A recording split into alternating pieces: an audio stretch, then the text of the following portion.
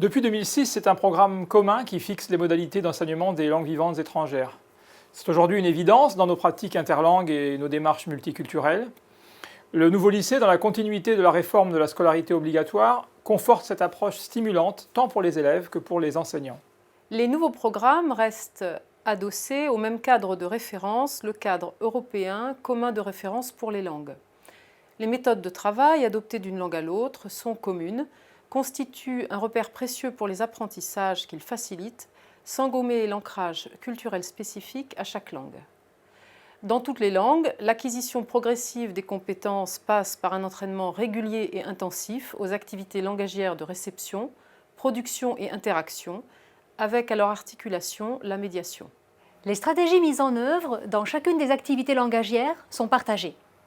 Dans toutes les langues, il s'agit d'exercer les élèves à questionner, repérer, inférer du sens, formuler des hypothèses et les vérifier, imiter, adapter, expliciter, illustrer, réinvestir, transmettre. La simultanéité des apprentissages de 2 ou 3 langues vivantes encourage et favorise le transfert de ces compétences et les enrichit. Le programme introduit une invitation à construire au cycle terminal un parcours dans 2 à 3 langues vivantes. L'approche multilingue permet ainsi une mise en miroir des aires linguistiques, géographiques et culturelles concernées. L'appréhension d'une même problématique dans des aires culturelles différentes permet à l'élève de se confronter à des mondes plus ou moins éloignés de son univers habituel. Cela contribue à son ouverture à l'altérité, indispensable au dialogue entre les civilisations, et à faire de lui un citoyen du monde. Un programme identique pour les langues vivantes suscite un dialogue et des échanges entre les professeurs. Il permet des interrogations croisées autour de questions et de problématiques. Il encourage un partage d'outils et de pratiques.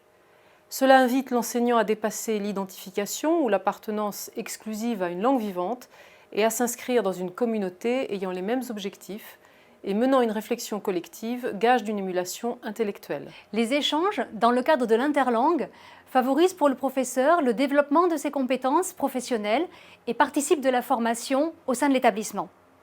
L'exemple du projet EOL, projet à dimension interlangue et interdisciplinaire, conduit dans plusieurs établissements de l'Académie de Versailles, en est une belle illustration.